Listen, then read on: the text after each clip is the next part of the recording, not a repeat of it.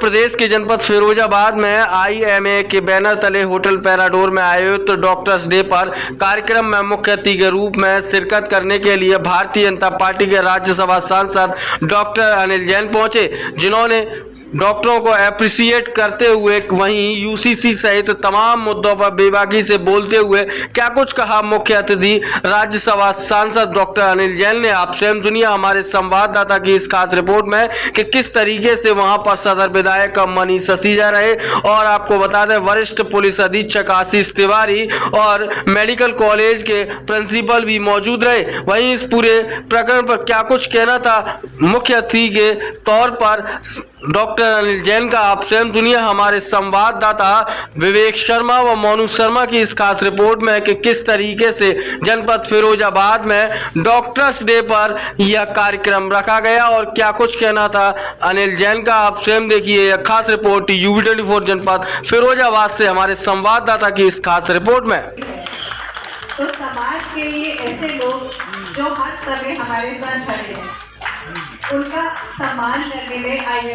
देखिए, uniform civil code Bharatiya Janata party और जनसंघ हमारे मैनिफेस्टो में शुरू से ये हमारे मैनिफेस्टो का पार्ट रहा है। एक बात तो ये, दूसरा बात जो ओबीसी कह रहे हैं, अब ओबीसी क्या कहते हैं और ओबीसी क्या करते हैं ये तो वो जाने, लेकिन कितने मुस्लिम कंट्रीज में यूनिफॉर्म सिविल कोड है, तो जरा ओबीसी उनके बारे में निकाल के देखें कि वहाँ किसके खिलाफ ये भाजपा और आरएसएस के लिए लाया गया है और मुसलमानों के खिलाफ लाया गया, वहाँ किसके खिलाफ है, जहाँ तो मुसलमान ही मुसलमान है। तो ये बेफजूल की बात है।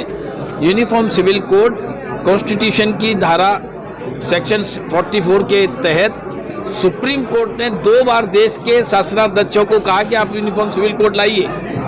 देश की सर्वोच्च संस्था, न्यायिक संस्था जब राजनीतिक संस्था को कहती है आप बिल लाइए, तो इसमें आप कुछ बचता नहीं है। ये जरूर है कि अपीजमेंट के लिए, तुष्टीकरण के लिए, अपने फायदे के लिए, मुसलमान के वोट के लिए, इसके वोट के लिए कुछ लोग इस बात को शगुफा दे सकते हैं, लेकिन यूनिफॉर्म सिविल कोड ये समय की आवश्यकता है। एक पवार साहब का कल एक बयान था कि हमारी जो गठबंधन की मीटिंग है उससे मोदी डर गए। देखिए, पवार साहब इस देश के इस तरह के राजनीतिज्ञ हैं, उनको लगता है कि वो बहुत बड़े राजनेता हैं। आप देखिए, जिन्होंने बसंत दादा पाटिल को धोखा देकर चीफ मिनिस्टर बने थे, किस प्रकार की उनकी राजनीतिक पृष्ठभूमि है।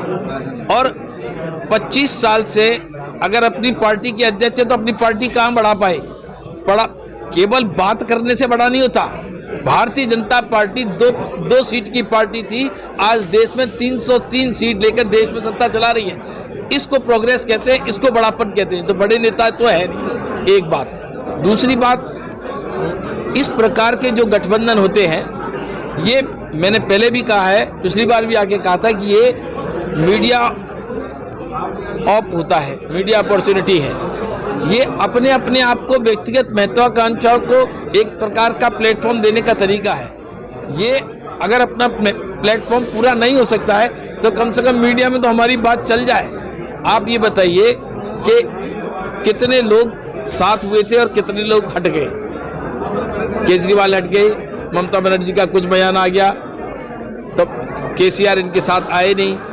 तो ये जो सो कॉल्ड यूनिफॉर्मिटी है, ये गठबंधन है, ये गठबंधन चलने वाला नहीं है। और जिस समय सीट की बात आएगी उस दिन में इतने से भी भाग जाएंगे।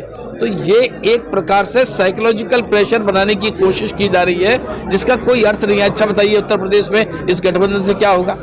सपा बसपा और कांग्रेस मिलकर गठबंधन किए थे, तब भारतीय जनता पार्टी की क्या स्थिति थी? उत्तर प्रदेश में अगर ममता बनर्जी इनके साथ मिल जाएंगी तो क्या सपा के साथ तो क्या होगा? हमारा तो विरोधी वही है। बंगाल में हमारा विरोधी है, ममता बनर्जी है तो ममता बनर्जी है, बाकी गठबंधन कर लो, क्या होगा? तो ये गठबंधन का साइंस समझो, गठबंधन कुछ है ही नहीं। हमारा भारतीय जनता पार्टी सब जगह है, सब प्रांतों में है। हमारा जो विरोधी है उससे हमारा मुकाबला है। ये कितनी सीट आनी है?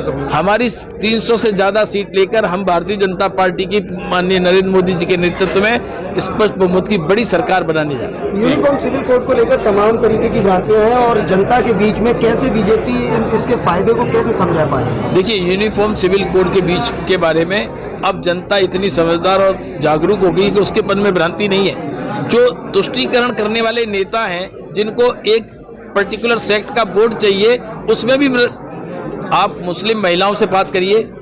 मुस्लिम महिलाएं ट्रिपल तलाक के पक्ष में हैं कि नहीं? मुस्लिम महिलाएं एक शादी के पक्ष में हैं कि नहीं? मुस्लिम महिलाएं शादी की एज ठीक होनी चाहिए इसके पक्ष में है नहीं?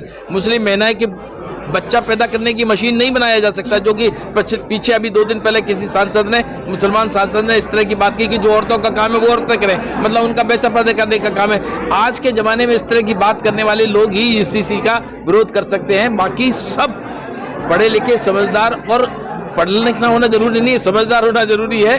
और इस देश की जनता सबसे ज़्यादा समझदार है। सारी दुनिया में लोकतंत्र के नाम पर सबसे सटीक अगर कहीं जनता की राय आती है तो भारत में आती है, सारी दुनिया में।